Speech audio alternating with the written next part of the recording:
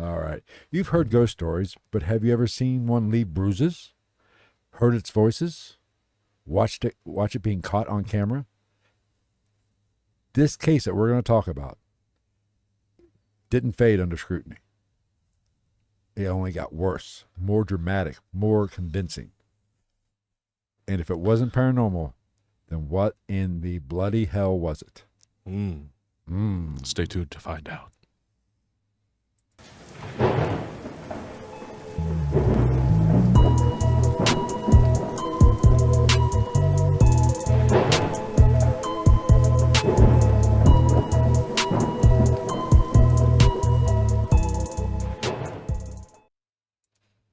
What is going on, everybody? Welcome to another episode of the GITM podcast, where we cover true crime, paranormal, hauntings, UFOs, conspiracies, all that happy stuff. I know, and I think I've been wearing this Scooby-Doo shirt like every episode for like a month. You have worn it a lot. Did you wash that? Yeah. Because it was in my laundry basket. I did wash it. I was going to wash it. I was like, so I was like, this is not mine. I was like, I love my Scooby-Doo shirt. I'll put it on top and throw load it. Well, if I'm being honest, I just don't have that many shirts that fit me properly. I know. Because I don't like buying myself shit. Yeah, I feel you. Like shoes. Oh my God. I used to be so bad. I used to love buying shoes. And now I'm like, oh yeah, nah. But if you're new to the program, we were going to talk a little bit of shit here for a little bit. We're going to get to this case because this case is fascinating. Being in the paranormal world not as much as I used to be. We're going to get back into that. This case is fascinating. And as a paranormal investigator, it was trendy at one time. Obviously back in the early aughts and early 2010s. Well, I mean, when you're as fascinatingly interesting as Zach Bagans. But people need to honestly think twice or be cautious when they do this, because you might not want to get involved because bad shit can happen. And in this case, bad shit happened to an investigator. Good. Because that was always a fear of mine when I actually started going out on investigations. Like something following you home, or getting thrown through a wall. I wasn't that concerned about it in the beginning because I lived at home and by myself, pretty much. Well, no, I think my mother lived with me at that time. But that's so much worse. The place I lived in had activities, so I was used to it. I wasn't worried about bringing shit home. Then, my situation changed to where I was living with somebody else. The kids were involved. I did not want to. I was very conscious of bringing something back with me. And so you were hitting the Archangel Michael, please protect me from this baby. I don't know if I went that far, but did you wear a medal? No. But that was always in the back of my mind that something it's fair. Something like what we'll talk about here later on could happen. It's fair. Because I can deal with paranormal myself. Well, if it happens to me, I can deal with it. But somebody else, is a different story. Well, and everybody has their own way of thinking about shit. Like, I don't think about shit quite like that, but I understand why people do. Because my whole thing, people ask me that shit all the time. Like, they're like, you don't worry about something coming back with you? I'm like, no, because I live in my reality, and my reality tells me, even though I believe in this shit, everywhere I go where somebody's like, oh, Miss Edna died here and she now haunts it and she likes to stab people with her fucking crochet needles when they're not looking. That's bullshit. Everywhere I go is not true until I can say that it's true. Right. So if it's not fucking real, why would I be worried about it attaching itself to me? Well, it's all in your mindset. And we'll talk more about this. I have some thoughts on it when we get to that portion of the episode. We'll kind of talk a little bit more about it because I think it bears to importance to talk about it, and maybe the different philosophies and what it could be, stay tuned. We'll talk about it. But first and foremost, we need to make a correction. We got called out on YouTube. Yeah. Apparently, I'll say Travis made a mistake. Oh yeah, that was my episode. It was your episode. I Last just week, got so fucking sucked into Lori Vallow. last Her week, cavernous vag. we did Lori Vallow and the Doomsday Mom. Chad Daybell. Chad Daybell. Chad Daybell. At the time during the episode, we said That the case was still active and it's Chad's not. case was still hadn't went to trial yet. It went to trial in June. I believe he got the death sentence. Good. So we stand corrected. So Thank should you she. for pointing that out to us, you wonderful viewer on YouTube. We've never claimed to be. I mean, good you didn't at have to this. use all caps. That was a bit much. I didn't even see that. Oh yeah, That's just I automatic. believe means- had. I believe it was had. You check it. I think had one word, all caps. I mean, that was a bit aggressive. I will say that. But thank you. It shows you how much I pay attention to our shit. Has had Has, his trial today. Has had All his trial caps. already. You didn't have to yell has at us. But thank you. I'm hurt. I should have responded all caps. Thank you. I come from an aggressive childhood. I don't do well with shouting. I mean, okay. And really, let's be honest, the focus of the episode was Lori. Yeah. In my opinion. They should both get the fucking death penalty. But I did do a short. Matter of fact, it might have been the short that went out today. They should have to watch. I cut it out. They should have to watch each other die. You mentioned in the short about it going to trial. I cut it out. I thought you were saying you cut out something politically incorrect. Oh, I cut out let's just say that episode. I saw it was only like an hour long, and like I know 59 we were on, minutes. We were on for about an hour and 47 minutes. I cut a shit ton of that episode out. The Is it on live the stream is podcast? still what? We should release those, What? like all the clips. We should just release those separately. All the shit that gets cut out. That's still the live stream's still up. I know. I'm just saying. There's like another podcast episode for free, bonus episode. And actually, and like I said last week, there's 3 episodes. You get the live stream, you get the Spotify podcast episode, which has a little bit more. I don't cut as much out. I think it was like an hour 10 minutes, and then the YouTube version, which is basically just nut and bolts. Boom, here we go, and it was like 59 minutes. We should talk about that because that's not a bad idea. We could do. We could have a whole nother upload of that, of just all the like bullshit. Episode 195, blah blah blah blah. Episode 195.5, the bullshit from. Yeah, and that there, Like kind of like the best of. We'll talk about this before we get into the episode, unless you have something else to talk about. I was informed today. There's a video I have completed in the works. I was getting ready to release it tomorrow. Oh, the one we were talking about before. Yes. Yeah. And then I got news that we did an Annabelle episode early on in Travis's. Yeah. That raggedy career. bitch.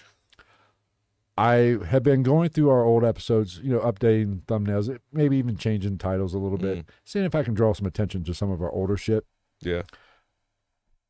And I did that to Annabelle. I said, you know what? I want to do a video on Annabelle. Just quick 3-4 minutes. And it was wrong. No, it was all Well- right. Because, I'm not I don't put a lot of stock in haunted objects as much as some people. Right. So the video was a little bit more along the lines of mocking, I would say. Mm. And I got word today that, the museum, the Warren Haunted Museum, is ran by, I believe, their son-in-law, her son-in-law is the one who flies Annabelle all over the place. Right. He Private, I have not. I got word. I heard this. I have not researched it to make sure it's true. I will do that. But apparently, he died suddenly at the age of 54. So apparently, he must have got pissed off at Annabelle and backtalked the bitch. So I'm going to have to either redo the whole fucking episode. I think they found her. Gonzo says, "Isn't she missing?" I think they found her. Oh, She was Annabelle? lost in luggage. I don't fucking know. Yeah, who gives a shit? But I'm going to have to add that into the episode. Glad I didn't release it today when I was going to. God damn it. That would have really, my neck is killing me. That would have really pissed me off. So anyway, you got anything else you want to talk about before we get started into this haunting? I was trying to think of it on my way over here, man. Like, I definitely had another interesting thing happen to me while I was pooping one day, and I can't remember what it was. Well, it's a series. It's a series on our channel. I can't remember what it was. Well, shit. I will cut out the silence. Yeah, I don't know. I can't remember what it was, which is shocking that I'm like, how much shit, no pun intended, happens to me in bathrooms that I can't pull it out of my Rolodex. I don't know. It's upsetting. It is. All right. Like I said, tonight we're doing the San Pedro Haunting. It's a haunting, a young lady, mother of, I'll get into it. Oh! Mother of two. Jackie Hernandez had some shitty It's experiences. Hernandez. You mispronounce it. It's Hernandez. I don't speak Latino. I don't speak Mexican.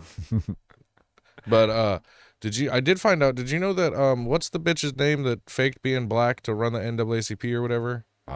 Rachel Doziel. Okay, I'll take your word for it. She's like got ousted as not being fucking black or being like very partially black. Okay. And like she was like high up in the NAACP and they're like, whoa, hold on. I thought even that's a lawyer thing, right? I don't know. I think she does OnlyFans now. Yeah. Is she hot? I don't know. I don't I know. didn't go subscribe to her OnlyFans. I would I mean, how imagine much it's is not it? cheap. I mean, how much I don't know. is it? Celebrities fucking are expensive. I assume. I don't know. I don't. Does she follow, go the full Monty or what? I have we're doing? no idea. I don't follow any I might drop a OnlyFans. 10 just to see it one time. I don't follow Curiosity. I don't follow any OnlyFans. Porn's fucking free. I don't see the point. Yeah, I mean, I get it. Especially if you want to see Rachel, a celebrity, naked that bad. Now you can fucking like copy paste a picture of them into AI on Pornhub and it'll make porn or some website. Have you tried this? No, I haven't. Are you sure? Yeah. You sound like you're very knowledgeable. And, I'm call me crazy. No, I see the ads for it. Oh, while you're on porn. And I'm like, dude, is there not enough in the libraries of porn to just be like, no, I'm okay? Because that's kind of creepy. Like, go fucking like get your like third grade teacher's fucking staff photo and be like, oh yeah, click anal, fucking threesome, DP, ATM. If anybody understands these, then you're a bad person. ATM. Automatic teller machine. I watched Californication. You don't know DP? Double penetration? Yeah, double pin. Yeah, I got that. Double stuffed? I like my women like I like my Oreos double stuffed. I think I destroyed a thing of double stuffed Oreos last weekend. It was so good. I'm proud of it. I didn't even dip them. I just popped them and just like crushed them in my mouth and then like flooded them with milk and was like, yum, yum, yum, yum. All right, let's go ahead and get started with Jackie Hernandez's story of her haunting, all the hell she went through. Like I said earlier, most ghost stories fade under the weight of scrutiny. Yeah. The deeper you look into them, scientifically, there could be some explanation for it. Usually. This one, about 99% of the time. This one really didn't. The closer people looked, the more people investigated, it only got worse. And here's the thing. Decades have went by. This case remains one of the most disturbing and credible hauntings ever documented in U.S. history. Not just because of what happened, but because no one, not scientists, not skeptics, not even the investigators that partook in the investigation, has ever fully been able to explain what happened at this house. That's what makes this story so different.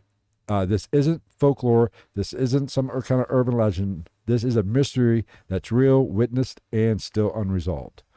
Has sidebar about science and the paranormal. Science. Do you think Neil deGrasse Tyson's ever done an investigation? I would watch that.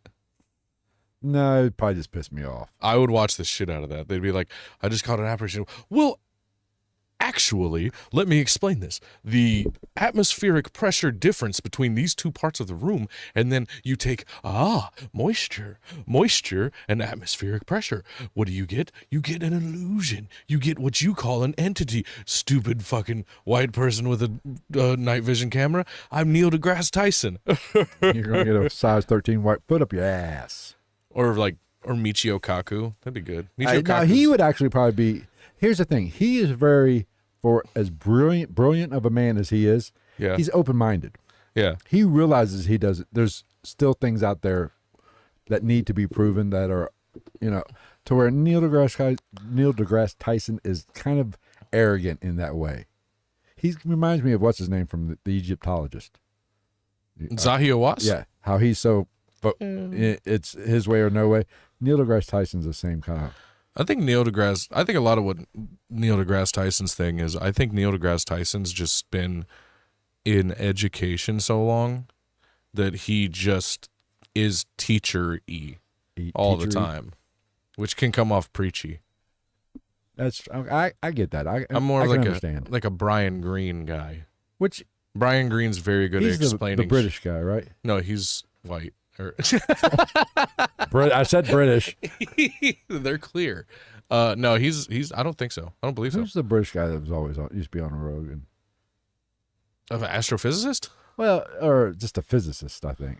I don't know. There's been a couple of, and plus Michio Kaku kind of looks like an Asian Beethoven. That's true. But like I said, he's open-minded. He is. If Charles Xavier from X-Men was Asian, it would be Michio Kaku. I get it. I feel like half the people that might listen to this are going to be like, "Who the fuck is Michio Kaku?" A really smart guy. Very, very smart. Yeah, I mean, he's one of those types that if he doesn't, he does a great job of dumbing things down. But if he gets in that zone, it's over. You can't follow it. It's over. Your eyes are just rolling in the back. All those guys are though. All those guys, I feel like a lot. I don't want to say all of them, but a lot of those guys, I feel like, especially like him, and you can dislike Neil deGrasse Tyson, but like Neil deGrasse Tyson's a smart motherfucker. Oh no, they're the types of dudes that I feel like if they didn't find the time to find interest in anything that they could attach science to, they would like go crazy. But that toy inventor. But to put it in context of this episode, I think Neil deGrasse Tyson would pretty much do exactly what you jokingly did. Yeah, he would explain everything away. To where I think I might be wrong. He'd take the fun out of it. The other, what I'm not going to try to pronounce his name. Michio Kaku? Yeah. It's not that hard. He would... Mitsubishi Honda Cock. He would be a little bit more...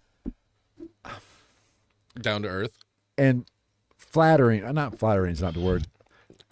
I feel like he wouldn't be opposed to playing into it a little more. Right. And saying, you know what, that we don't maybe, but... I think it's what Neil deGrasse Tyson said, but there is we do not know completely. There might be something to what you said. I would just like to see Neil deGrasse Tyson's reaction to stuff when it does happen. They'd be like, "Oh my gosh, did you hear that?" And you just see his brain working. And be like, see, follow me. This is exactly what I told Joe Rogan. Well, I guess we. Michio Kaku's been on Joe Rogan too. Yes, I watched his episode.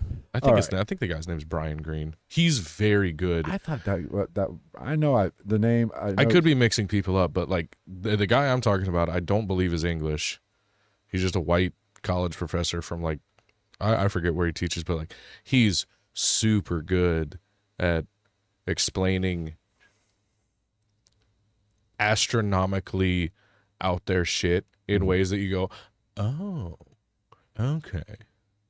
Kind of like how fucking Neil deGrasse Tyson reacts. Have you ever seen somebody tell him something that he doesn't know? It's the best. I don't think I've ever Like you seen throw a fact at Neil deGrasse Tyson that he doesn't know, and he's like, oh, so what you're saying is, now follow me, Chuck. Because for some reason he teamed up with Chuck Nice. I'm not sure why. Right. For his podcast. That's the other. I've seen some clips. He's like a fucking comic. Yeah, he's a comic. He's smart too, though. He's a comic and an actor. I've seen. Yeah, he's smart though. Like, I'm not taking anything away from him. He's not a fucking dumb he's not idiot. a moron. No. Yeah, he's very much. He's Robin from Howard Stern. Oh, okay. But with a penis. Okay. Maybe a smaller one. Maybe, I don't know. Anyway, let's get back to Jackie. They need to get Hernandez. Beetlejuice on Neil deGrasse Tyson's podcast. That'd be great. Neil deGrasse Tyson's like, see, now if you take the metaphysics of the sun and you figure it out, and you break down the overall mass of the sun, you get blah, blah, blah. And you got Beetlejuice in the corner just being Beetlejuice like, y'all like French fries? All right, let's get back to Jackie Hernandez. Interesting thing about French fries, Beetlejuice. Jackie, at the time when she moved into this house, she was going through a very rough time in her life. She was barely staying afloat. She was 23 years old, a single mother. Now, I've heard either with a toddler or pregnant at the time when she moved in. So I know at some point the baby was a toddler. No shit. And during this haunting, I should say. But I think if I read everything right, when she first moved in, she was still pregnant with the baby. Okay. She was going through a divorce. She just left an abusive relationship. Her name is Hernandez, which I think plays into a little bit of this. Naturally didn't have a lot of money, but managed to get by. This was supposed to be whatever. Supposed, thank you, to be a fresh start, but it ended up being a nightmare for her. She was a quiet, soft-spoken person. She was overwhelmed in her life naturally with everything that's going on. If anybody's ever been through a separation or divorce, it can be a little overwhelming. Or just life. Life in general can be overwhelming. She sounds like a fucking Generation Z pussy. Being out on your own at 23 years old with one child and one either on the way or one just arrived, one of the two. Just put it back. Is a lot to handle for anybody, especially somebody going through that stage of their life at 23. You're still figuring shit out. You're still a child yourself, essentially. Maven Huffman's live. Who the fuck's David Huffman? Maven Huffman. Oh, Maven. Who's okay? Even question. Maven, the wrestler. Oh, okay. I didn't know. It just popped up on my phone. I didn't even know he does shit live. I don't even think he's a wrestler anymore. He's not. That was one of the wrestling show. He wasn't tough enough. Yeah. Yeah. He's kind of blown up as a YouTuber. Oh, good for him. He made amends with Perry Saturn. Who knew? That Perry Saturn was even still alive. Yeah. He looks like hell. Now, naturally, whenever you're dealing with the haunting, you have to.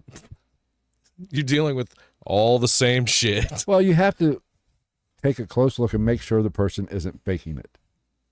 You understand? Those women like to do that, don't they? Yeah, everyone I've ever been with does. But she does not seem like the type that would fake a haunting for attention. She really didn't want the attention. Yeah, because the more attention she gets, the more she gets that fucking, she gets a knock on the door, see some vests with words that rhyme with rice. Okay. That was insensitive. As soon as she moved in, that shit's crazy.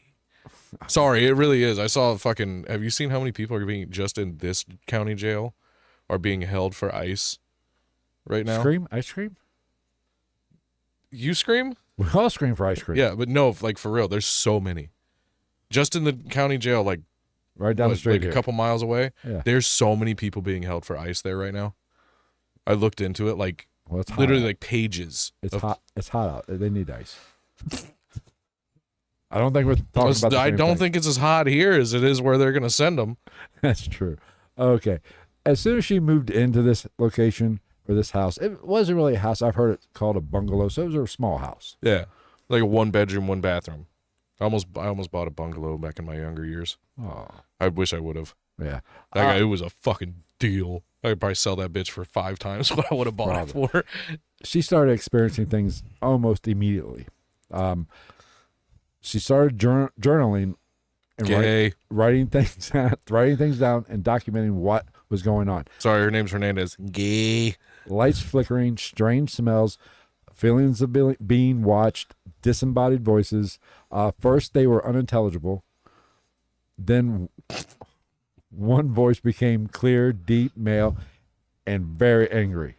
Are you sure she wasn't just hearing her relatives arguing in the basement? I don't think her relatives lived with her, and I doubt if it had a basement. I'm just going off, social norms. But as time went on, it appeared to escalate just in the voices, and whatever she was hearing was getting more male and more angry, and eventually went to the famous words that every ghost, it's in the ghost handbook. You have to say these words. Get out.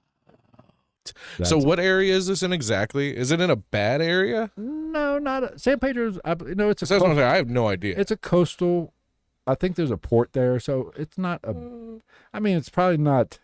Is It's it not California? 90210. California, right? Yeah, it's California, L.A. County. It's in L.A. Is there a good part of LA? Not anymore, but that's Isn't what it like that- either on fire or full of homeless people? pretty much.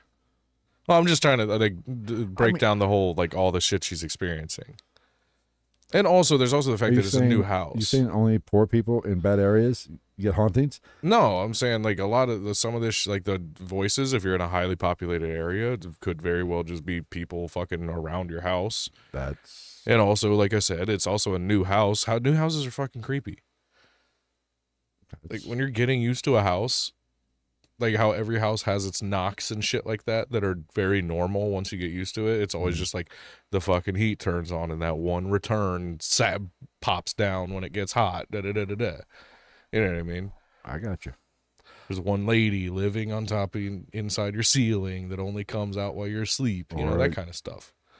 A young guy you went out on a date with is living in your walls. Named Daniel, That's happened. Daniel LaPlante or whatever. LaPlante. Light anomalies. She was seeing bright flashes and balls of light would appear without any source. Ball lightning type stuff is how I picture that. Which This is is fucking cool. Ball lightning's cool as shit. which is interesting. I mean, that is, yes, ball lightning is a thing, but I don't think It's not very common. I don't think it happens ground level that much. It's generally up you see a lot. I heard a lot in planes. You'll see it because you're up in the atmosphere of the charge. Like But sprites. yes, but I could be wrong. I don't know. They were described as sudden burst of lights with. I'm sorry. Oh, that's the peeping Tom next door. Sudden bursts. They were sudden bursts of light, and they would light up an entire room, even if there was no windows. That's Bert next door taking Well, if pictures there was- through your windows. If the room didn't have any windows, it kind of takes out Bert. Oh yeah. But What's this weird mysterious hole in my wall? things, as they always do, started to escalate. God, sorry. Objects begin to start moving. This is when the shit gets good. Yeah, she's got a toddler. That's automatically my thought when you have small children. Like, yeah, they're gonna move shit around. They're like, oh, It gets a little. Bear with me. It gets a little deeper than that. Who moved my very artistic candle with Jesus on it? Cans, books, and even pieces of furniture would be found rearranged. right. Jackie once came home to find all the kitchen chairs stacked in a pyramid on the table. Tyler didn't do that. I guarantee you that. Now, I mean, they do say that they have a natural affinity for construction. So little Hernando might have pulled this off. Like, mother, I made concrete out of sawdust and wood glue. objects were thrown across the room. A crucifix was pulled off the wall and shattered in front of her during a prayer. Timing, motherfucker, timing. Right? Yeah, that's some TV shit. In an LA Times interview, Jackie told the story. She was doing. I'm sorry, this is a different story. She was doing dishes and a cup of pencils was thrown. Her babysitter, Christina Jikovic, How the fuck do you have a cup of pencils? sitting on the desk. Who the fuck has a desk? We have one, right? Did you see a cup of pencils on this motherfucker? Because I was looking for a pen the other day. You're an Couldn't adult. find it. You're an adult. You use pens. I like to use pencils. But the babysitter witnessed this incident. I like to use pencils. I can't talk. You think I can fucking write? Jesus, killing me. Let's see here. Now, I saw that one too. I was like, you would know that. let's see. This now, things just progressively get worse and worse and worse. A weird fluid began oozing from the walls, Oh, this is always a good. even dropping from the ceiling. Blood-like fluid was found. It was even seen dripping out of the cabinets. If you look at the thumbnail, I did an excellent job of this. That was I should say ChatGPT did an excellent job of describing this in the thumbnail. That's just adobo sauce. Jackie first noticed it appearing in the kitchen cupboards and on the walls. She described it as thick, red brownish in color, smelled metallic, canned adobo sauce, like iron or old coins, which is blood-like. Menstrual blood. That is true. In one how old was the kid at this point? See, and was the kid female? I believe the newborn. Okay, so they're still young. This is all like happening I believe it was the daughter. Racist? Daughter. The daughter. He's my daughter. The daughter was the infant or young. Okay. The son was a little older. So that's kind of out. My whole poltergeist. That does come up. That is one of the things, but not one of the kids. Oh.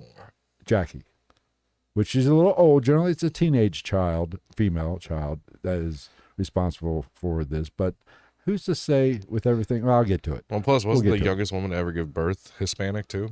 Like fucking 6. That I do not know. True story. Look it up. It's both fascinating and disgusting. Okay, I will. She's literally like 6. She gave birth at like 6 or 7 years old. I'm not so much sickened by the birth. I'm sickened by the conception. Yes, that's what I'm saying. Okay. Like, I'm like, okay, what the fuck? Like, all right, chill out, Natalia Grace. If there's hair on the infield, probably. I hate that. I hate when people say that. I prefer hardwood floors. Dick? No. Leather. Yeah. I prefer patent leather. Old catcher mitt leather. I want it to be shiny, and I want it to go when I touch it.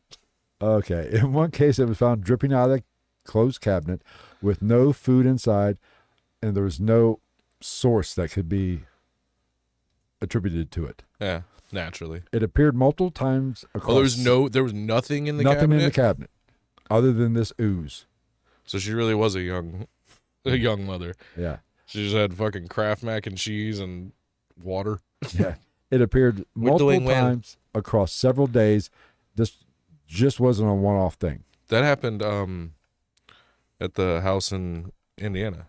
The Zach Bagans tore down. It wasn't blood. I think it was but it was like green, oil.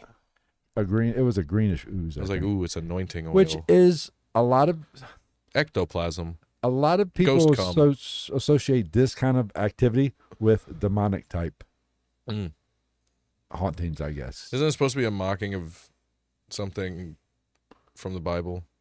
Maybe that I'm not aware of. Moving on. Now, it's important to note, naturally, when you think of blood-like substance, you would think injury, dead animals, ketchup. A mouse or whatever. How big of a fucking mouse are you talking about? It's oozing from everywhere. Maybe it's a mouse. You would think you would think it would have a source. Right. You would think of blood. If it's blood, then yeah. You would think somebody cut themselves or whatever. Now, being a kitchen cabinet, I'm not exactly sure how tall her son was or even the infant. But I'm pretty sure she would know if she cut herself and put her hand on the fucking kitchen cabinet. Don't think the kids. That's why the kitchen cabinet was empty. She couldn't reach it either. Right. They're small people. Now, it's important. I'll mention this now. Samples of the. I just got all kinds of racist shit going. Of course you do. Small people low to the ground for picking watermelons. Jesus Christ. Samples were taken and tested. I love Hispanic people.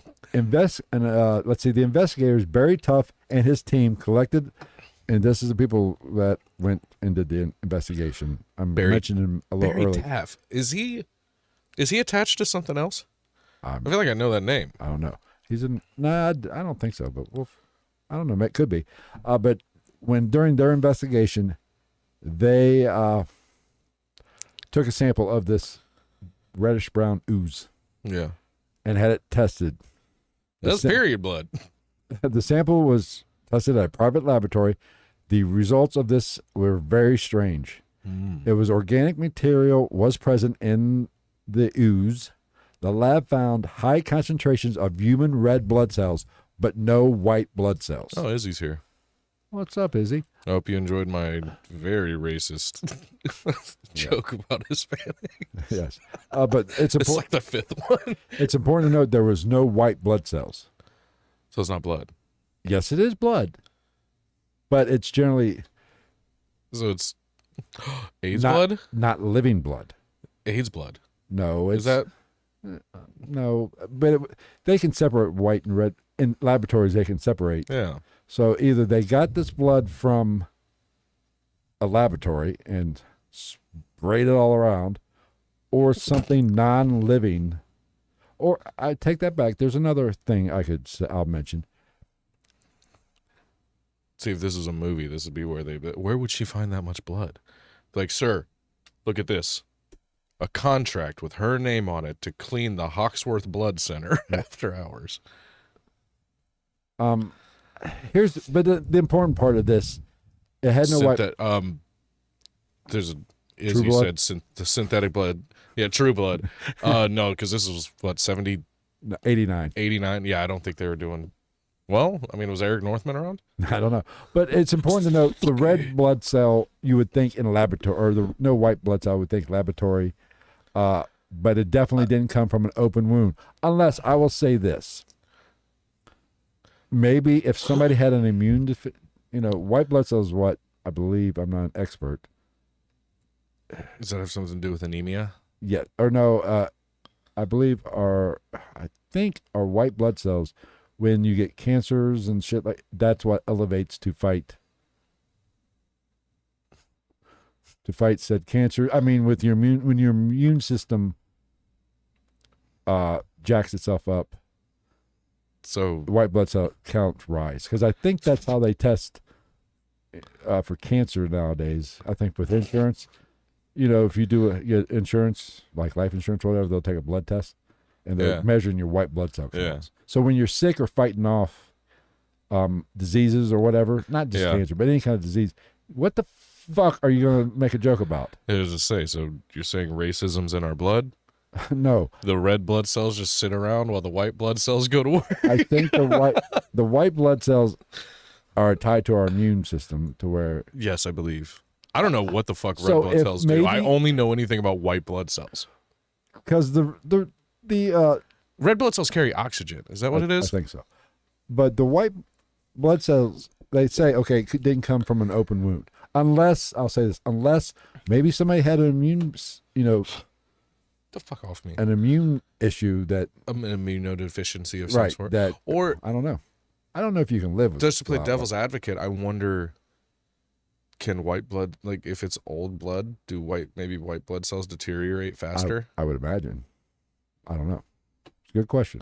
The sample also contained copper iodine traces, which are not normally found in random household smudge or mold. The fuck is household sludge? They haven't seen the bathroom. If you got household sludge, you got a whole other problem. Researchers have never truly been able to trace the origins of the fluid.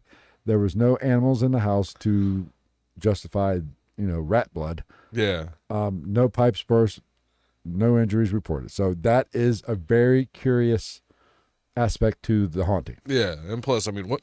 Get this goddamn fly. Either that was a fly or one of this ghost just touched me on the back of the head. That's right there. It's sitting on top of the camera now, motherfucker. But even like injuries, like what the fuck? Like, yeah, I cut my finger making dinner the other night, so now there's blood oozing from everywhere in my house. Now we're still in the early days of the haunting. Started quick. Kids are very in tune with the I would say the paranormal. Kids don't have that filter. Kids like they just seem pay to be attention. Her kids seem to be crying at unseen things, interacting. Her toddlers would cry uncontrollably at seemingly nothing, pointing to empty corners in the house, saying things like, "Bad man, don't let him in." So the kids were obviously interacting, or seemed like they were interacting with something in the room. Or being kids and being assholes. I refer you back to Bert from next door. Well, that's different than in the room, though. Maybe he had the. Speaking of Scooby Doo, maybe he did the painting with the eyes cut out. Where you Oh, okay. This is gonna sound creepy. I would enjoy that so much. No. Could you imagine really experiencing that? And you're like, what the fuck, poke? Jackie claimed the orbs of light that we talked about would hover around her infant's crib. Ooh.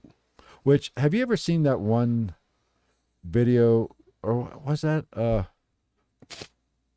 not the one video. It was one of the Paranormal Activities where the baby's standing on the edge of the crib. Is that from a movie? Is that? I've seen it. But I don't know if that's from a movie or I if think that's... it's from one of the Paranormal. That is freaky as fuck. Yeah. And I think Kids be doing shit like that too. Like, that sounds crazy, but yeah, you know what I'm saying? Let's see. The same night that the infant, or the lights hovered around the infant's crib, the baby was found crying under the crib instead of in it. Something took the baby out of the crib. Have you ever seen Rugrats? Okay, don't go there. Not even, but in reality, it's not that hard for babies to get out of a crib, depending on how small they are. I don't know If a baby is in a crib, it's not very coordinated. There's a reason why they're in a crib. A crib is not a bed. Yeah, but Cribs are elevated. Hispanic women push their kids around in strollers till they're 14. You think that they're not overused? You would hear a thud. The baby would fall out. Which I'm not saying they don't. That's fair. But it just wouldn't appear unless she was dead asleep. And also, you said L.A. County in 89? 89, 90, I believe. Yes, 89. Are we sure this lady just wasn't on a shitload of angel dust? That's a legitimate thought. Okay. It is. You never heard of off the block tripping off Sherm? No. The attic. I think I got it. The attic seemed to be the focal point of the haunting, and this will continue throughout the episode. I'm assuming there's no basement. No, I don't believe so. They could hear loud banging noises from her bedroom, above her bedroom in the attic. Tools stored in the attic would go missing or be found scattered across the floor. The attic smell was often described as rotten flesh, overpowering even with the windows open. Now, that could be pretty easily explained. Maybe not the tools. Tools is a little different, but the smells could be rodents, but some kind of pest. So could the banging noises, right? Especially raccoons and fucking squirrels. Right. It wasn't just scary; it was evasive, like something inside the house knew she was afraid and fed on it. Because the more she the more it's going on, she reacted to it. It seemed to elevate. Yeah. Now there could be some psychosomatic shit going on. Yeah. But which is very possible. We'll talk about probably a little later. Oh, I mean, we can guarantee that. Right. Even if it is haunted, there's always a level of psychosomatic influence on all this shit. She was starting to get frustrated with this, but when the police and the landlord refused to help, Jackie turned to the only people who would even remotely believe her, and they weren't ready for what they had found. Trust me.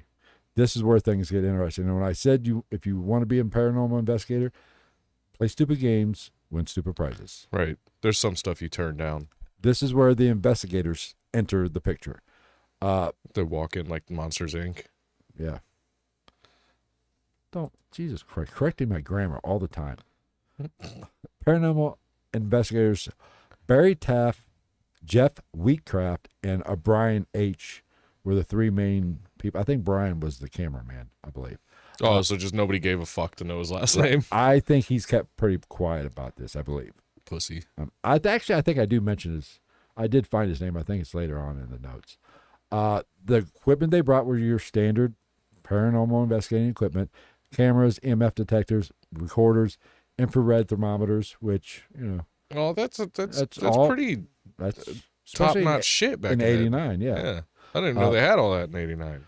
Wheatcraft investigates the attic alone. He better be an Englishman with a tweed jacket.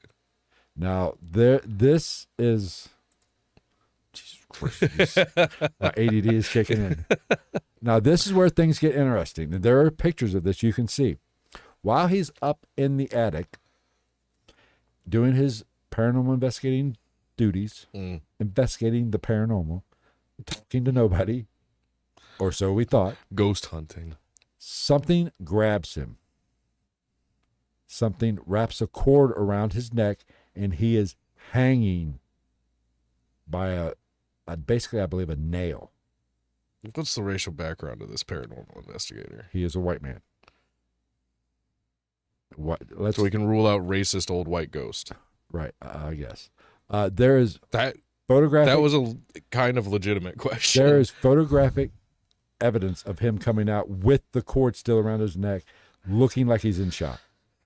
There was if it wasn't for, I believe, Mr. Taft, he could have died that night.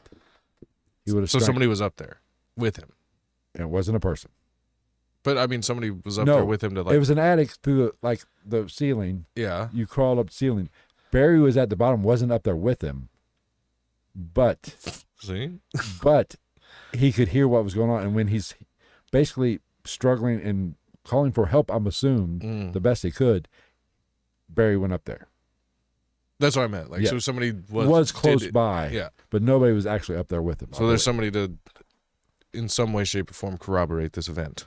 Right. Yeah, like I said, there was pictures taken as he's exiting the attic. It would have been, and literally the cord is still around his neck. It would have been way better if there was pictures at the time. What are you talking about? Like, if you, both for comedy's sake and for evidence sake, if he got up there and he was like, hold on, and he took a picture of him while he's still hanging there. I mean, nobody thinks to do that shit at the time. Well, like, if you were strangling, there's two of you. If you were strangling, do you want me to take time? Hold on a minute. Let me get the right shot. No, this is your bad. It's one of those ones in the moment you'd be like, no, but after you like cut me down, I'd be like, why didn't you take the fucking picture? Photographic evidence that the team caught. Naturally blurry figures, flying orbs, go fuck yourself. Yeah, orbs can fuck off. Red streaks, go fuck off too. Isn't that common in a common photo development error anyway? Right. Like red wisps and streaks. Well, it can be just like orbs can be in a still photography, red streaks or any kind of streak could just be a bug going across. You get a lot outside. Yeah. And it's literally just proof of you took a picture of a bug. Bottom line. Lights with no source, light source. Okay, that's a little interesting, but you can't prove it in a picture. And you could also just that could also just be one of the orbs, quote unquote. Now, the team also caught audio evidence through the recorder, a guttural male voice, which is what she reported, and one time they even got the traditional "get out." Yeah. Which, okay, little fucking. I want my ghost to be a little bit more original. Fuck off. That would be better. Which, that's interesting. You say that. I don't put much stock in the spirit box, which is basically a radio just scanning. Well, the audio stuff is always the fun stuff. But for the most part. But when you get a spirit box, which, like I said, if nobody knows what a spirit box is, it's basically just a radio that's scanning through all the frequencies nonstop. Like if you have your old car and you hit the scan button, it goes to your next, till it picks up the next station. It just doesn't stop. It keeps going. Yeah. So you are picking up radio words. Now, when you get a response to a question or whatever, especially multi-words, multi-syllables. Multi-words is interesting. And when you get like a curse word, yeah, this is because it's not fucking Sirius XM, right? This is just standard broadcast. And I have heard the word "fuck" on a spirit box before, and in an investigation when we were asking questions, and it was the energy was really dark and heavy. Yeah, I mean, I can't. That is one. I'm not saying it's 100% proof, but I think that is the shit's, dude. The audio shit's always the most interesting shit, right. Especially because like when you have stuff like this, like when you hear the dark ominous thing, like that's less creepy to me. Like if somebody plays me a recording and it's like "get out," that's less creepy to me than like the very common ones, where it's like something's trying to be sneaky, even right. Get out, like the little. That shit's more creepy. Here's the thing. I agree with you. Audio evidence is much more interesting. but it's a lot easier to debunk. and create. Right. Like it's way easier to finagle an audio file than it is to convincingly change or edit a photo. Like I wasn't even audio. If I'm not there to experience the play, like if you brought me a piece of audio evidence and I'm not there when it was recorded, I don't know. Just like I believe I told you this, one of my first investigations I ever went on, I was recording and I was hungry. So you caught your belly growling. Right, which listening back did sound weird.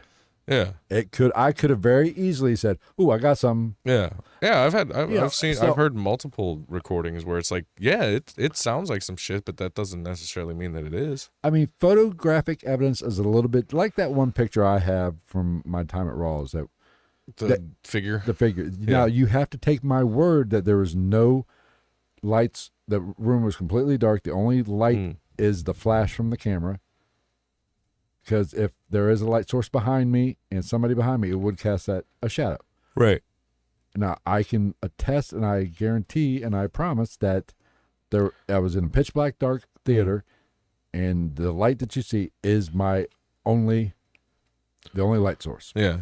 And you've been there. So you know when that place is pitch black, it's pitch black. Minus the concession stand. Right, but you gotta remember. But I understand that because I remember being butthurt. I remember when we were there, I was like, "Turn that shit the fuck off." But at the same time, as a property owner, I'm like, I get having like one place you can go. If you remember correctly, the picture's towards the concession stand. Yeah. So that is. Oh yeah, no, the concession stand got turned off too. Yeah, it does. When we finally locked the doors and shit like that. It was completely dark. I mean, there is one little hall light right there by the door. Yeah, and I think maybe the the wall sconces. Yes, that are on to the extent that they're on during a presentation of something. Not enough. But actually, you can turn those all the way off too. Yeah, I don't. Oh, they might have been off when you were there. I think they were on when we went there. But like even then, those are it's such a minuscule amount of light. That first time I went, it was completely dark. Yeah. So there was nothing there, and the concession stand was I was looking towards the direction of the concession stand. That was ground level, right? Well, that wasn't on the second story. No, it was the main level because the auditorium. Oh, I'm getting a cramp. The auditorium is sunk in, so you walk down to the. Well, that's what I meant. Like the main level. Right. So I mean, I was really only asking if it was in the. Right. No offense. The old Negro section that they have there. This was ground level. This is the main auditorium. Anyway, one of these days maybe go back. Actually, I think I posted. There's a video. There's got to be. Maybe one of these days for an episode, we'll go back to some of the early episodes and start doing some of the investigations on. Find that knock that we caught at Raw's. Yes. But as a paranormal investigator or as a experiencer, you expect flickering lights. You don't expect a man nearly to be strangled during an investigation. You kind of morbidly hope for it, but I mean, I've never seen anything like that. I've never seen anybody get like fucking attacked. I've gotten ill. I've been slapped. What felt like a slap. Yeah. And I've gotten ill to where nauseous. I mean, it's not. I mean, I've experienced all kinds of crazy shit, but at the same time, a lot of those times, drugs and alcohol may not have been involved as well. Like I was a young man. Now let's talk a little bit about possible origins of the haunting. Is this a ghost or is this something worse? Oh, I thought you meant like as in they have like a background. Yeah, kind of a background of the area. See, that makes it more fun. The patterns of this haunting do suggest an intelligent haunting. Yeah. Not just some, being replayed over and over. There is some interaction. It's actively telling you to get the fuck out. There's targeted attacks and seems to be an awareness of the observers. So unless this guy was a complete moron, they just had cords dangling around the ceiling and he walked into it like a trap, which, it's possible, I guess. Researchers of this particular investigation begin to theorize that this could be the spirit of a dead man, possibly Herman Hendrickson. Oh. Now, Herman Hendrickson was a longshoreman or sailor who allegedly drowned in the San Pedro Harbor in the 1930s under mysterious circumstances. Some say he was murdered. Others suggest he offed himself. Yeah. But the official record is very murky. Now, what's the connection between him and this house? Because she is close to the harbor. Well, plus that's probably not that uncommon of a thing with Now, that in that profession around that time period. Like, longshoremen are still to this day pretty fucking like drunkard, rough around the edges types that some crazy shit could happen to. Yeah. Now, during a spirit communication session, I'm not going to assume this was like a spirit, even though I'm not sure spirit boxes were around in '89. It could have just been a fucking. Some kind of. I mean, I wouldn't be surprised. A very like nuts and bolts version of it. Or it could have just been an EVP session, Yeah. or digital recorder, which I don't know. It didn't really say. But the name, the message reportedly said, Herman died in the harbor, cold water, can't breathe. Which is interesting. Sounds like a Bob Dylan lyric. Yeah. Jackie may be acting as a conduit due to her emotional vulnerability. Okay. Not a ghost, but more of a psychic trauma. Essentially a poltergeist manifestation of her psychic trauma, which, like we said earlier, is generally more teenage children or girls who are specifically the poltergeist shit going through puberty. Yeah. They're highly charged, like the Enfield poltergeist. That poltergeist is generally more aligned with young pubescent women, girls. Yes. Yeah. Not older 23, 24-year-old women. Yeah. But not exclusive to, but right. Given her life at the time, all the stresses, newborn, freshly divorced, I'm assuming at this time or whatever, or separated, whatever. This isn't out of the question. Her psychic trauma was just projecting onto the environment and causing some of this. Yeah. Which some people poo-poo this Tulpa-esque. That's another. But some people think this is silly, but I think it is I think we interact with the environment. Our energies I think there is something to this to a certain extent. There's also the fact that, like, look at what we're talking about. You can't really, like, slap a traditional sense and this is silly or asinine stamp in the traditional sense on something like this, because it's something outside of what we know for sure happens in the world. All right. So what we know for sure we can call fucking stupid or untrue doesn't necessarily cover all the bases of what you might be dealing with. Right. Now, Investigator Taff, who was not the one being not strangled, he was the one that did the saving. He seemed to really put a lot of weight into this was not a separate entity, but was being unconsciously generated by Jackie herself, which gets a little bit more interesting as we get into this. Jackie was under extremely emotional strain, divorced, isolated, raising children alone, financially and unstable. That is instability. Okay, unstable. I like unstable better. When she first moved in, I believe she was pregnant, which has its own hormonal issues. If you've ever been around a pregnant woman, you would think demonic possession is real. Where's my pickles? Yes. All of these stressors could be a textbook candidate for psychokinesis or spontaneous psychokinesis or a poltergeist. Now we're talking to big words. Yes. Now there are problems with this theory. The physical attack on Wheatcraft, which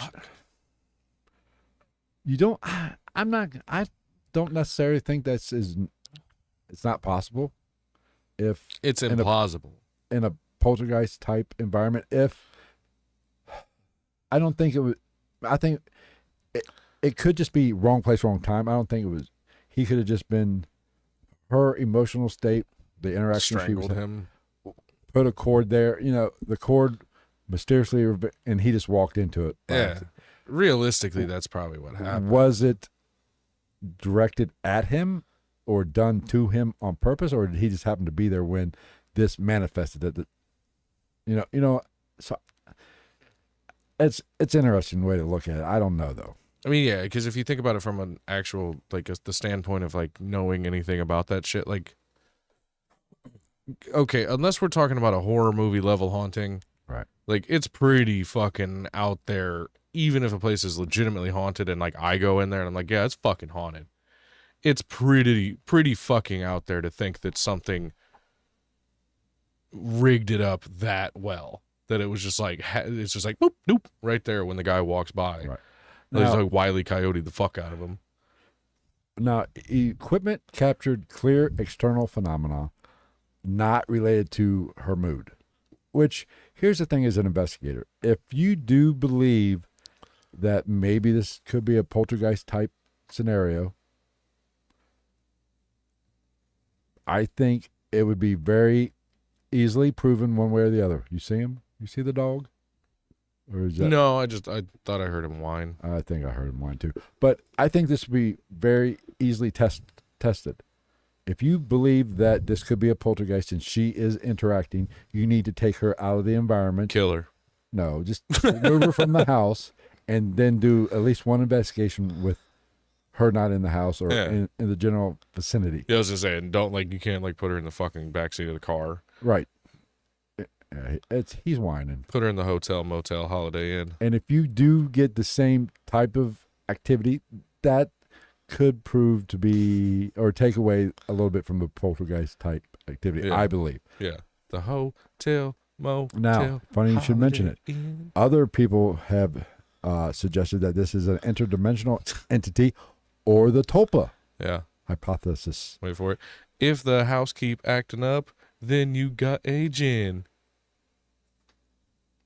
Now, in this scenario, the idea is if you believe in this, that we can create reality, that is a thing, then the fear, grief, and psychic energy that Jackie was putting out into the atmosphere could have manifested a non-human intelligence. When I think, kind of a thought entity or tulpa. Yeah, which we've been over this. I find the tulpa thing to be one of the more plausible situations. Which we talked across the board for most of the cases or whatever you want to talk about. Like we talked about maybe covering this episode, the Philip experiment. Yeah. I'm surprised we haven't.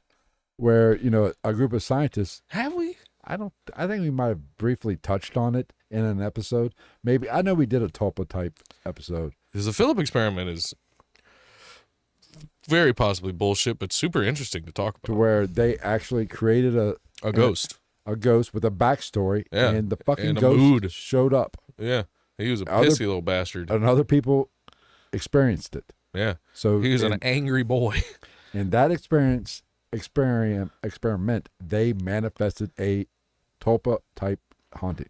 And I might have mentioned this in the Tulpa episode, but the creator of the comic Constantine. Have you heard this story? No. I feel like we've talked about it. I think we did talk about it. We talk about a lot of shit. But it's kind of cool because did I see Constantine 2? There's a second one? I think they filmed it, or it should be. I don't know what you don't know what to believe on the fucking internet anymore. Happy Gilmore 2 is about to come out. True. And there's a lot of cameos. I'll watch it. A lot of cameos in that. It sounds like. Well, yeah, somebody's got to give Steve Buscemi fucking. I think Eminem's in it too. Yeah, that reads. I think I saw, but anyway, he's gonna be in there. Gablanikin.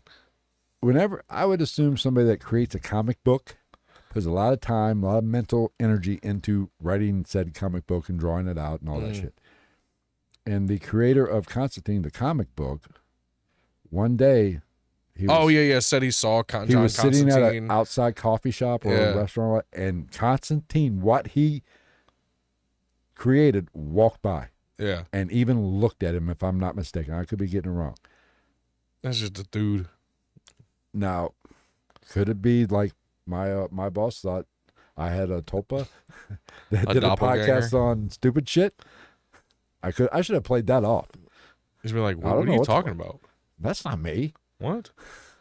Just shows it to you. What the fuck? Who is that good-looking It's an identity thief. But I think, like you said, I think Tulpa is very... You put enough people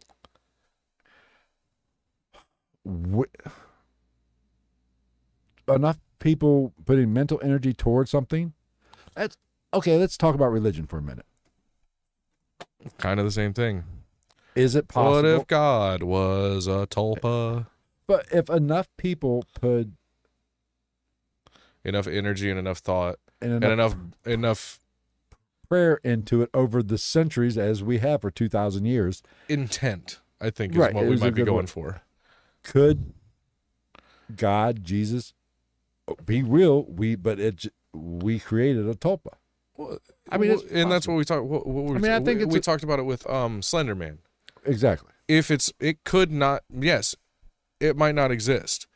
But if if you've convinced yourself to the point that in your world it's really happening, then in your world it is really happening, whether it is or not. Yeah. So to you, it is real. To those little girls, the Slender Man might have been a real thing. That doesn't necessarily make it so. Philip was a real thing to those people in that room. Does that mean that there's actually a Philip ghost? No, because they made the shit up. But if you put enough intent, enough thought, and enough of your willpower into it, especially as a group, then in some way, shape, or form, it becomes some sort of reality. And I think that begs the question, reality is perception. Yes. So are we always changing our reality? Yeah. But you change your reality so much, I can tap into, Oh, you're going further than I thought we were. Well, I mean, Yeah, to an extent. I was going to go with the whole thing of like, I decided to stop at the next gas station to take a Right. shit and they got shot up or something like that. right. But, can you perceive your own reality and believe it so much and put so much thought into it that other people can, Trump being president, some asshole believed it. And it then made it so. Made it so. And now we all get to experience it. And now we get our country's run by Chester Cheeto's dad. But this is a topic that I think you could dance around and have a good time with, but it's fascinating. I'm not going to Neil deGrasse Tyson it and say, this is the way it is. Ooh, I'm going to try to write a letter and see if Neil deGrasse Tyson can weigh in on tulpas. I'd watch that. That's true. But anyway, getting back to this, tulpas that have been created, or possibly created, reportedly created, I guess, they tend to mimic the dead and cause polter-like disturbances, like Philip. Okay? Normal solutions don't work with these type of hauntings. The old like exorcism or cleansing, burning sage ain't gonna help with this, because it's not well. Here's the thing about a tulpa. I was gonna say it's not concrete, but none of it is. Remember I told you the story about that spirit box section I had that freaked me out? Yeah.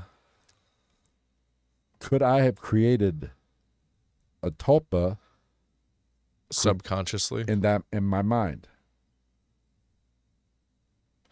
Well, now, and that's the whole argument, especially with spirit boxes and shit like that, is like and electronic recordings, people very much can hear, I don't want to say what they want to hear, but not what's there.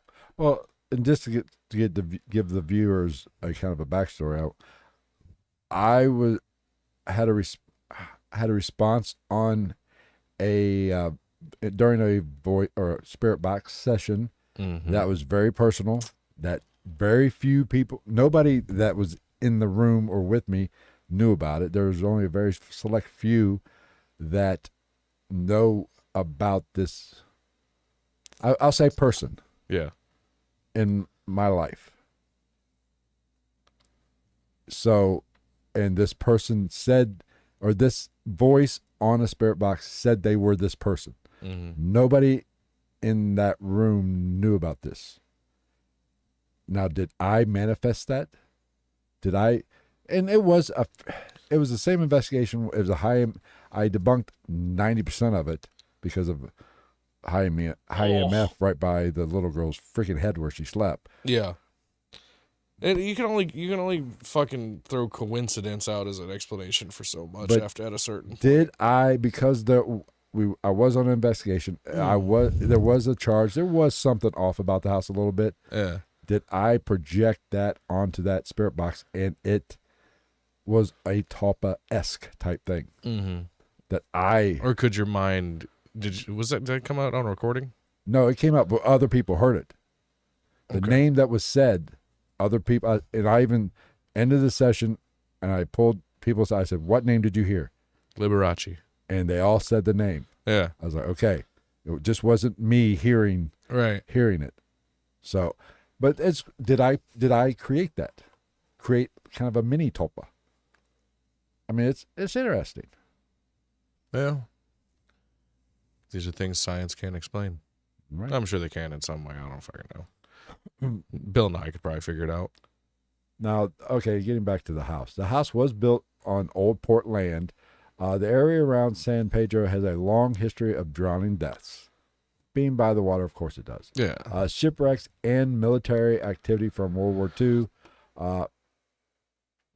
Possibly this house sat on land that was saturated with traumatic injury, which, kind of the old Indian burial ground type thing. I get That's most land. I would think most land. But here's the thing, water is said to transfer, right, move energies can more flow efficiently. right, yeah, and so it charges the atmosphere. Yeah. So, but if that's the case, every Allegedly. Malibu house would be haunted also. Right, yeah, You know what I'm exactly. saying?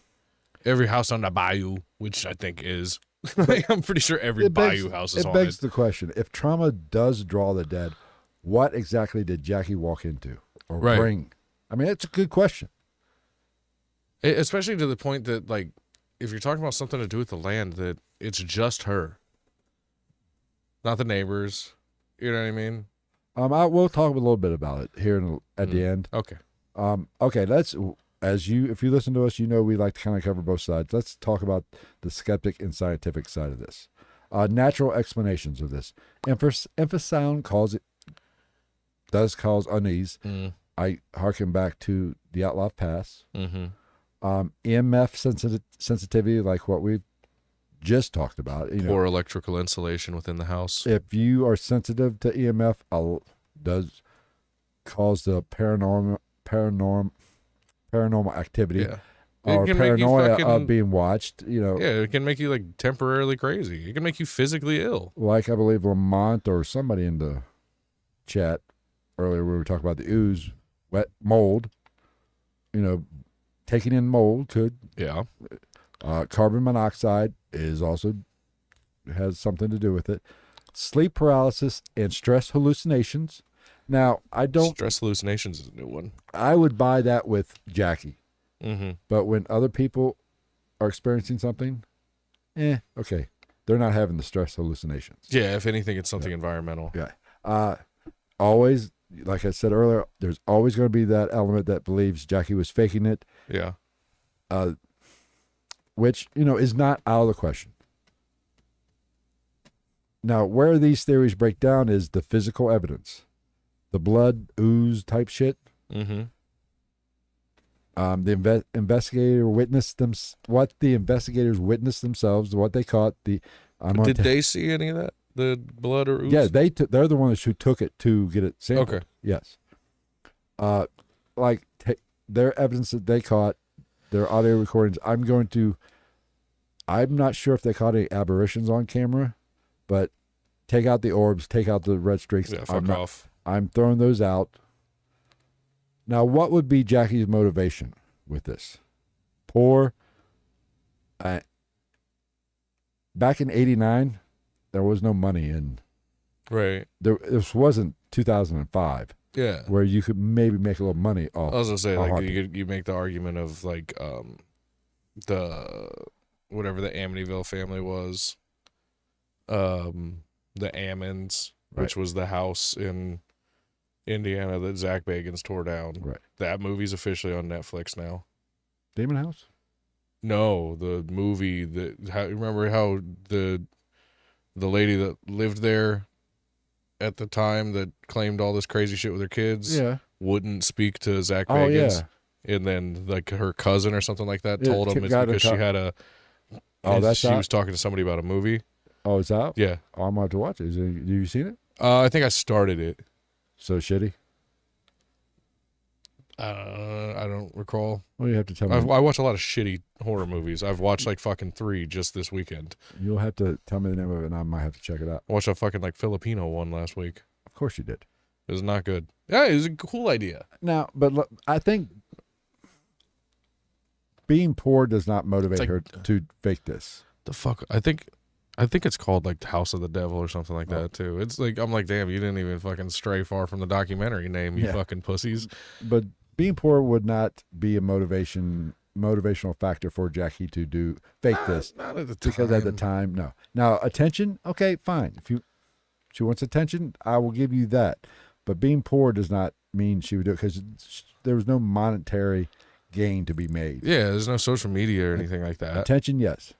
But people have said that she did not really want the attention. Yes, she did the LA Times interview. Because they're probably beating her fucking door down.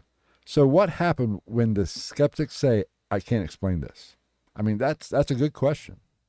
I think this case... It stays up in the air. This case does... There's a lot of cases that can go either way, or can be disproven. I don't want to say disproven, but the skeptic's case or the scientific case is very plausible. Yeah. But there's so many aspects of this that weave in and out that it's hard. Yes, you can say infrasound, but then infrasound does not create ooze. Well, and there's also that's the catch-22. All this shit is like, people can be like, well, I can't prove why any of this was or wasn't happening. It's like, okay, but you can't prove why it was. So it's kind of a catch-22 for anybody involved in this shit. You're never going to get closure. It's just in limbo forever. And like because nobody's ever going to be able to say it's 100% this. Right. But the Wheatcraft investigator incident with the cord and being trying to hang him. That was just autoerotic asphyxiation. Yeah. I mean, that makes it even more. And we'll kind of, I think, talk about this a little bit more. What happened? I don't know. He had some type of a cord around his neck, and then Ghost put his dick in his hand. Now, in 1990, about 2 years after the activity in the house, Jackie finally had enough and fled and moved to Bakersfield. Oh, damn. You know it's bad when she left to go to Bakersfield. Jackie Hernandez's experiences did not stop when she moved out of the San Pedro So it's her. house. Or it's attached to her. Voices returned, the same deep, gravelly male voice. In one case, the voice was heard whispering her name and growling from behind closed doors. Strange fluid returned. The same reddish-brown sludge began to manifest inside the cabinets of the new mobile home that she lived in. So it's 100% transient, and it's more than likely attached to her. She reported it staining clothes and towels and claimed it couldn't be scrubbed away with cleaning products.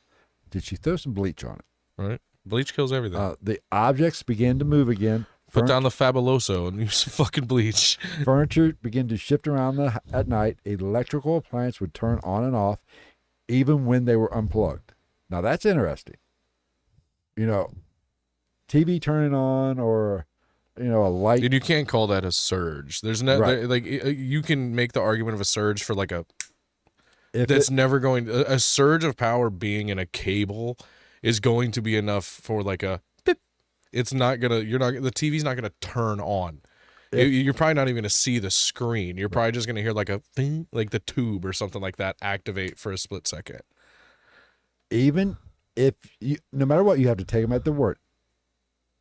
That was really unplugged. Yeah. But that's fascinating. Lights flickering in a pattern, which, excuse me, yeah, that's more interesting than that's the light some flickering. fucking Chris Bledsoe shit. Yeah, I mean, you know, we need to do a Chris Bledsoe episode. Didn't he pass away? I think so. Okay, Either him or his son. I think one of his sons did die. Okay, is that what it is? We'll do. I'll look into it, but we'll do a quiz. We might be able to get we might be able to get one of his kids. Okay. It was maybe his daughter even. Right. Sudden temperature drops, which is very common with all investigations, all paranormal activity, and is somewhat explainable.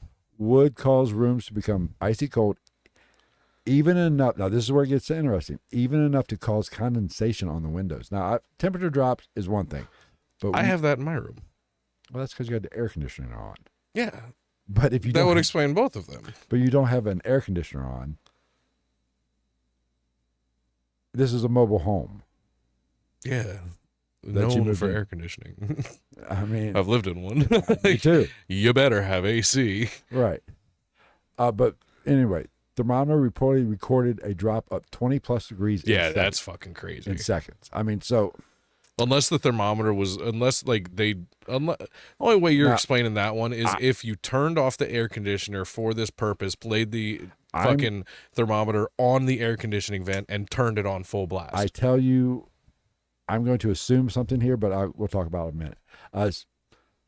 Now, this suggests, like what you just said, this was an attachment. Yeah. Something was attached. Whatever it was attached to her. Yeah, or she's got something going on. Or she was causing it. She's got some type of evil in her past that she's done, or something maybe genealogically attached to her. Whatever she had going on wasn't finished, obviously. Jackie became increasingly paranoid and withdrawn.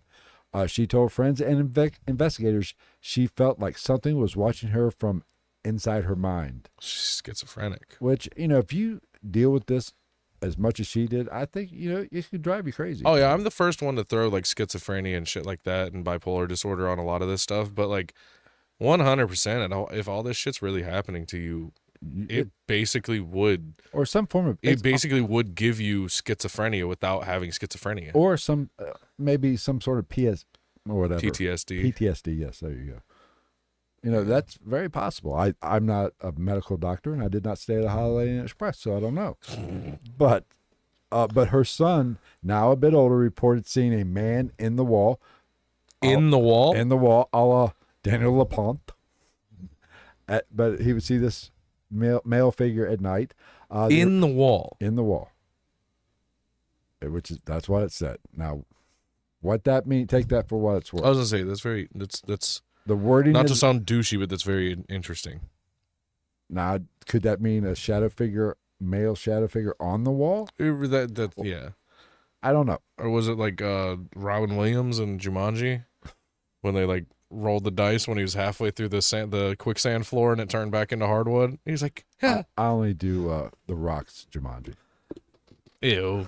Okay. You know exactly what I'm talking about, though. The original team, led by Barry Taff and Mr. Wheatcraft, decided to revisit Jackie. She called him up, said, "Hey, fuckers, this shit's still going on." Ballsy. They confirmed witnessing unexplained disturbances in her new trailer, or in this home, or in her trailer. It probably wasn't a new trailer. It was probably old. Photos taken at the new location captured faint orbs. Fuck off.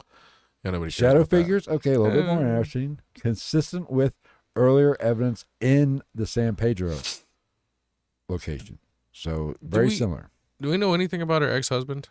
No, that I didn't. Was he still alive? I would assume so, yes. But I don't know. I can't say for sure. Some type of a curse? Hoodoo? Voodoo?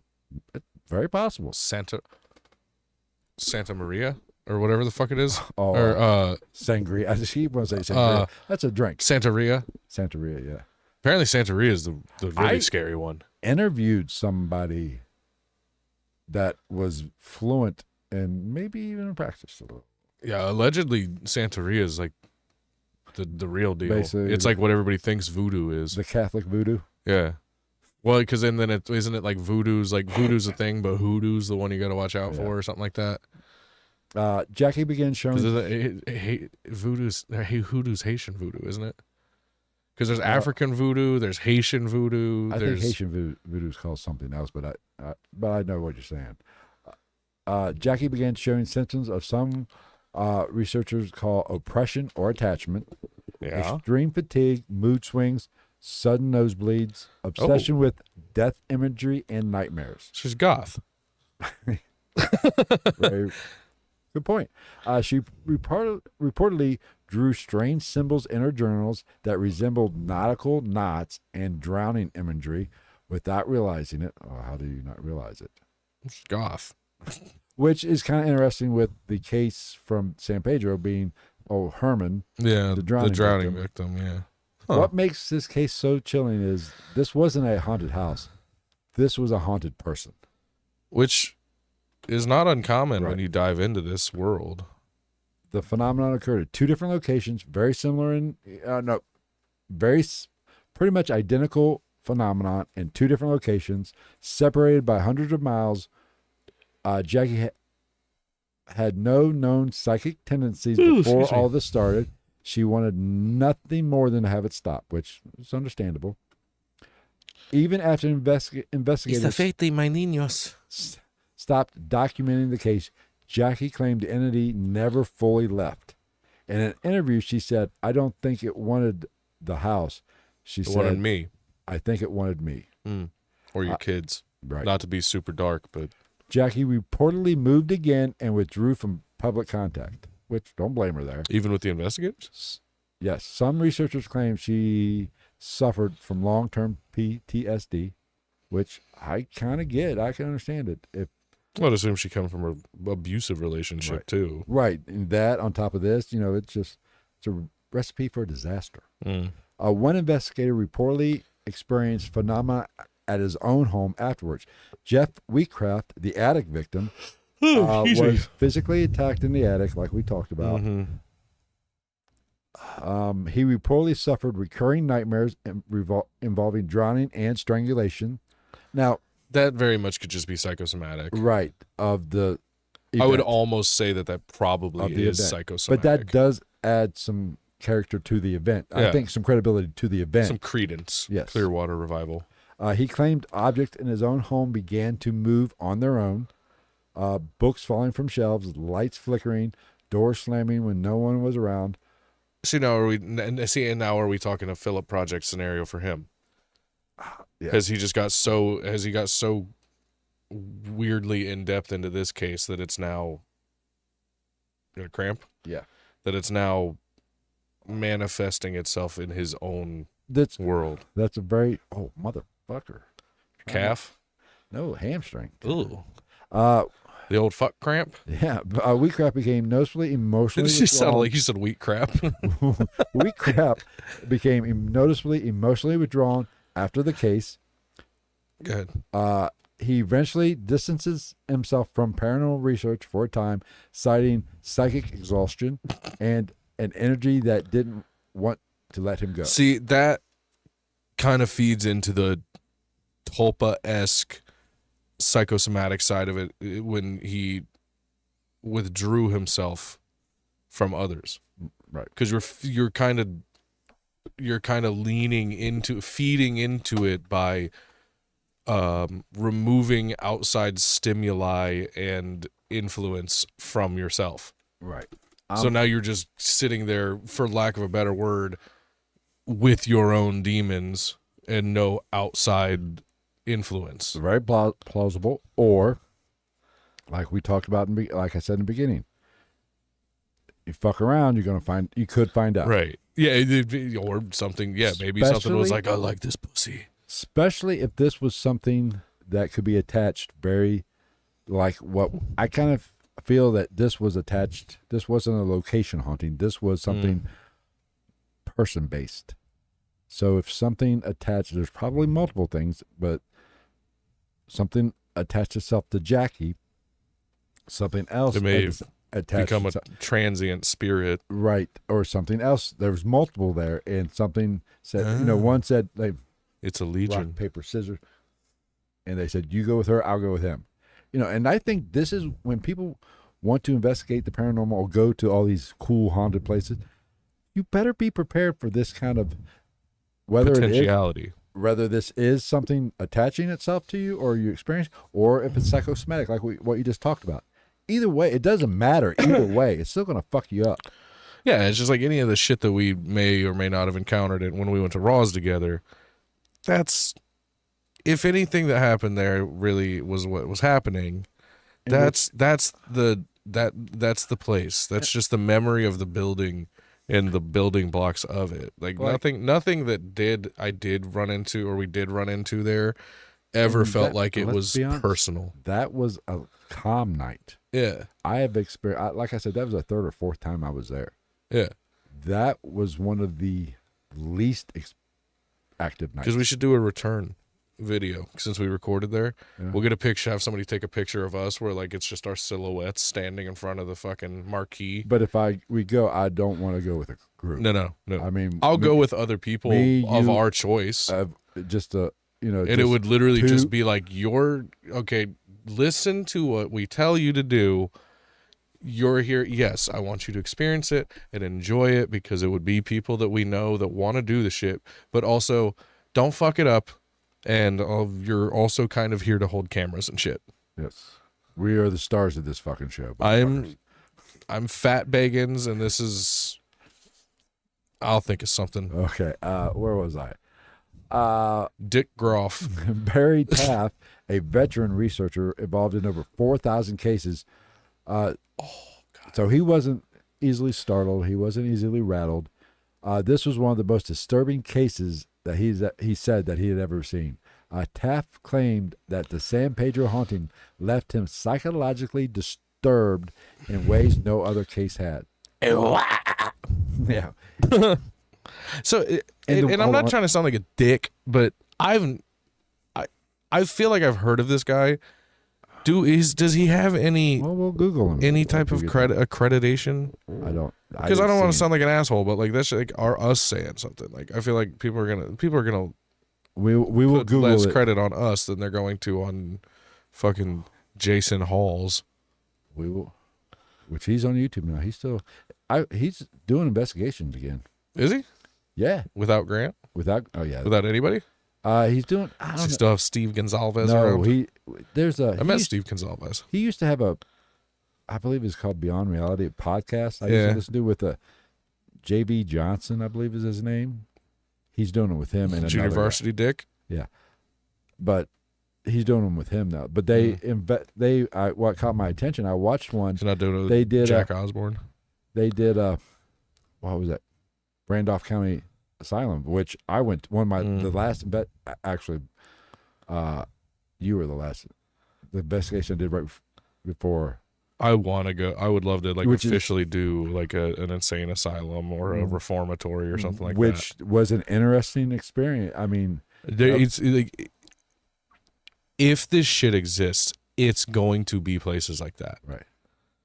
But that's what caught my attention. I saw that Randolph County Asylum because I remember I told you we did the investigation. What was that show with the one redhead from Ghost Hunters and the one gay guy had their own show. Chip Coffee? No, well, Chip Coffee was there, and even though he's straight, apparently. But he walked through Randolph, and I just went off with all the shit he was saying. What was it? He went through there when you were there? No, but he went through with that group, and they were in town. They were like coming the next night when we were there. What was the name of that show? Redhead. Kindred Spirits. Okay. Yeah, was that the one? The redhead that was on Ghost Hunters. That wasn't Jack Osborne's show, was it? No. That wasn't Nick Groff's spinoff, was it? No, it was the redhead girl from Ghost. Yeah. And there's a dude, right? And the gay guy from Ghost, Adam or something, the blonde. Oh no, there was a lot of people on that show over the years. But the redhead and the only ones I remember are Jason Grant, Steve Tango, Steve Gonzalez, Dave Tango, because I met both of them. Then the redhead came along with the other girl. And they were like interns basically, weren't they? Yeah, no, they're from Paranormal State, aren't they? No. That's Paranormal State. Fuck Paranormal State. That's fun to watch. But apparently that guy was now douche. Nick had a show, Paranormal Lockdown, with I think her name's Katrina, who was on Paranormal State. And she has her own channel doing investigations. Yeah, because Nick Groff. Nick Groff's gonna be blackballed for the rest of his life from TV. Well, what'd he do?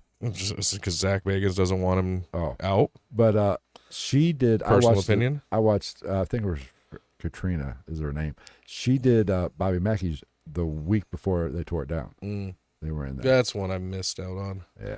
Like I said, I've been. Fuck Paranormal State.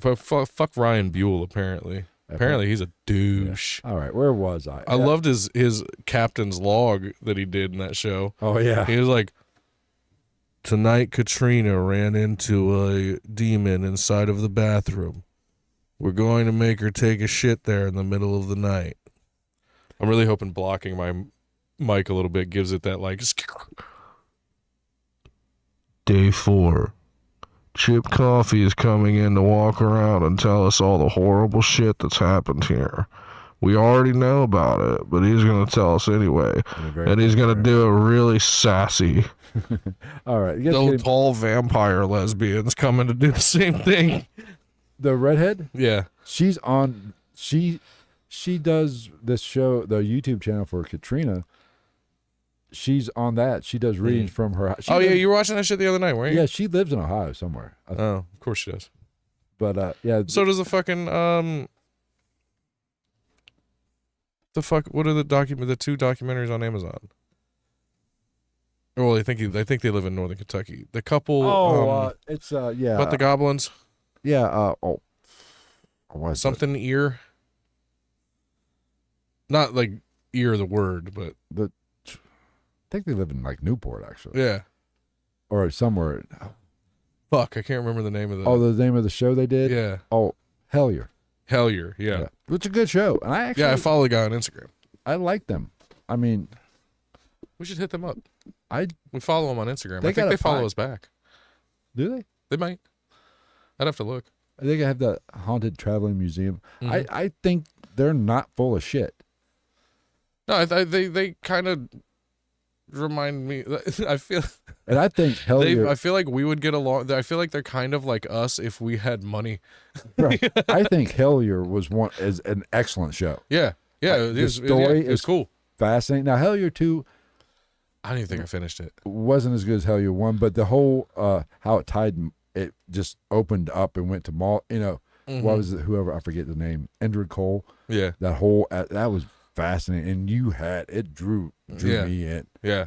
I mean, I think it was brilliantly done, and I'd give it a good very tomato plausible score. Yeah, I'd give it a good tomato score. Yeah. Okay. Anyway, getting back to Taff, or not? Yeah, Taff, veteran researcher, blah blah blah. He claimed this. Let's say, left him psychologically disturbed. Okay, here we go. This was one of the most disturbing cases I've ever seen. Taff claimed that the San Pedro Haunting left him psychologically disturbed in ways that no other investigation he ever been on did. In the weeks after the investigation, he experienced brief, vivid hallucinations, electronic disturbances in his home office, and equipment malfunctions with no logical cause. Very plausible with attachment type scenarios. His reports noted that even reviewing the audio and video evidence from the case would cause the feeling of being watched and prolonged cold sensation. Now, that's not, that makes sense, though. Because you're dealing with it, you're listening to evidence or recordings of a possible haunted location that naturally is going to have an effect on you at the time. Yeah. You're going to have, just watching fucking the right TV show or movie, You're like, ooh. Just like you hear, like if you're watching a scary movie and you hear a noise. God, fuck. Yeah. You're on your senses are hyper alert. Yeah. Like your fucking, your girlfriend walking in the door from work doesn't scare the holy fuck out of you until you're watching The Conjuring. Now we're going to talk about Brian H. His last name was Harris. Original. He was the photographer on this investigation, less vocal in public interviews, but according to the team notes, developed strange white static distortions on personal photos taken unrelated to the case, especially from family pictures. Maybe he's just a bad photographer. Maybe. Reported hearing loud thuds in his apartment and seeing flashes of light almost identical to what was captured in the San Pedro house. Dun, dun, dun. The ripple effect implies something intelligent, mobile, and personal was going on at this haunting. Which realistically, all the investigators are probably fine. Is probably just pissed that they started fucking around with her because it wants her. Right, because this haunting affected Jackie, her family, and the investigating team over vast distances. Was there any information? Was it just her family, or was it like, was her mom ever involved in it or anything like that? I do not know that. Because it could be a family thing. Right, you know, it's true. It's one thing when a ghost haunts a house. It's another when it haunts your memories, your home, your equipment. It's just not a spirit. That's a stalker from beyond the veil. Ooh, that's good. I'm glad I wrote that. Bullshit. AI wrote it. Hey, I wrote that motherfucker. The house is still standing. Current residents claim it's quiet. Yeah, because they're not her. Even years later, people in the neighborhood recall midnight knocks, lights going on and off. Though the home doesn't appear to be a mainstream haunted attraction, it remains part of the local lore. Yeah, there's always one. Now, like every town has that fucking one house. Now this part right here, here, the neighbors hearing knocks and shit like that. How's her ex-husband trying to come over? I think I saw one account that people are still hearing things. Neighbors are still hearing things, and the lights are kind of from that specific house. From that house, but I can't verify that that's 100% accurate. Right? Yeah. I mean, because that's also like that's so environmental and could be all kinds of different pollutants to cause someone seeing such things. That one's, I can't in my right mind lend a fuckload of credence to any of that. But you know what I mean? Like, because that could be anything. Literally, like a car drives around the corner at the right time and it's going to look like there's a light in the window because it's a reflection of the car and the car is moving. So you're going to be like, oh, well, there's no car. And it could be just the people reading into something. Or it could just be people fucking feeding into the lore. Right. I think if I had to put money on this particular haunting, what it is, whatever's there is not there because it traveled with. This was about Jackie. Yeah. In some way, shape, or form. And it either attached her there or she brought it there. She always had some kind of shit going on. I mean, but this is a warning to paranormal investigators. This might be something before it's if you want to do a paranormal investigation or be a paranormal investigator, it's not what you see on fucking television. Mm-mm. It's boring as fuck. I would die to have some of this activity that these guys caught. Right. And I've had some weird experiences on an investigation. I'm cool on the fucking ghost lynching. I'm good on that. Ghost lynching. I mean, but honestly, I've had. And that's me saying that. You've seen how I go into these things. Yeah. I taunt the fuck out of stuff. I mean, and on all honesty, I've had more activity in one of my homes than I ever experienced in a paranormal investigation. Mm. Now I've caught some more naturally interesting evidence because I never really did an investigation. I know I got a digital recorder in my room that I got from somebody. I've been thinking about just like randomly placing it here at work. Yeah. Just to do it. Just because that shit, like, you're almost all, if you leave a digital recorder anywhere for a long enough period of time and listen to it intently enough, you're going to hear something that sounds creepy, even if it's completely explainable. But around here, it'd be hard to do. There'd be a lot of contamination. Oh, yeah. Especially in my, like, what am I going to put it in my room while I'm asleep? You're going to hear me die 8 times a night. The meth head walking up the sidewalk is going to make some noise. But as a paranormal investigator, you want to get into this shit, there's a chance there could be you could have some experiences that you don't want. Yeah. The hanging, or it's going to follow you. I got hung. I'm not doing it anymore. But yeah, well, and that's what I tell people, because I've talked to a lot of people, especially once they find out that we do this show, shit like that, and they're like, I've always wanted to do that, and I'm like, that's cool, and I'll never tell somebody not to try something, but like, and people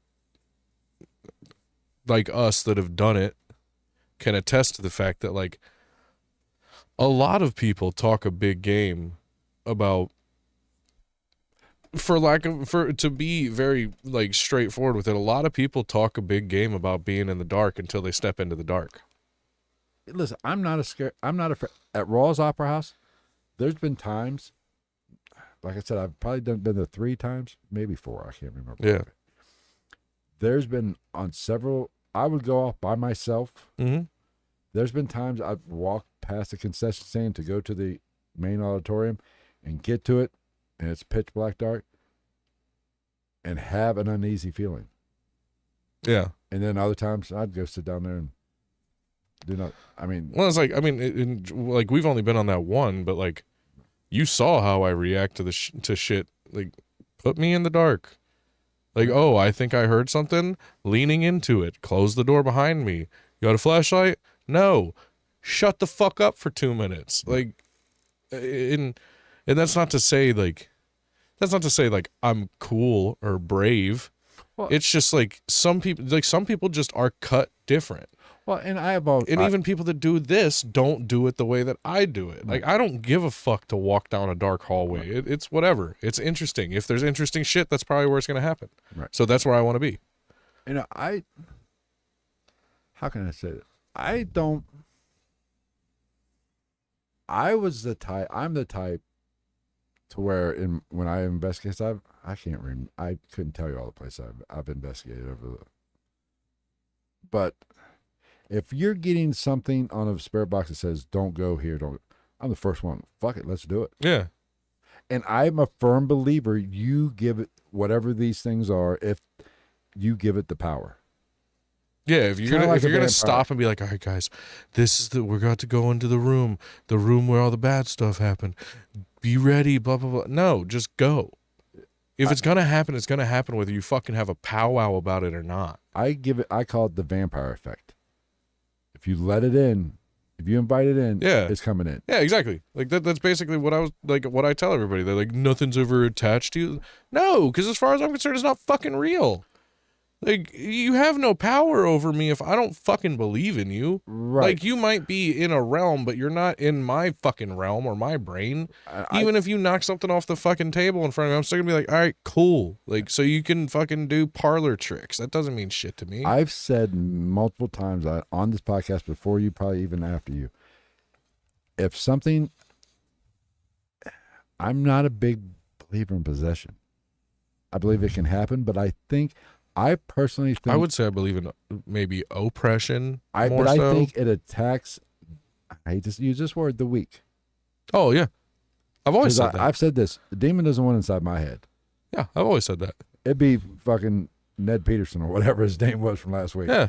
We all have our mental weaknesses and shit like that, but like this isn't one of mine. Right. I have my shortcomings mentally and physically and shit like that, but like I have no problem walking into a place that somebody says is haunted as fuck and going, what's up? What's up, demons? It's your boy. Like, to fucking do something. Like, what are you gonna do? Forget where you can knock over all the fucking empty Coke bottles and shit that you want. Whatever. That doesn't, in no way am I gonna be like, oh no, I need to be worried now. Fuck off. Like, no, it's just something that's occurring. I can think of right off the top of my head 2 investigations where something happened or spirit box or some kind of, to where the word either Satan or something demonic presented itself verbally on a spirit box. Mm-hmm. One of them was at Raw's, where I actually got asking, who is this? And I think there's a video of this on the channel somewhere too. And it actually says Satan. And my exact response was, Satan? You know, I was a little mocky. I mean, like the vegan meat? I was, you know, and I'm pretty sure I probably said, well, if your business is up, better come up with something good. Impress me, motherfucker. You know, and in my paranormal journey, which isn't, you know, I'm not saying. And that's when like a book falls over on a bookshelf, and you're like, oh, okay, now the Prince of Darkness is truly here.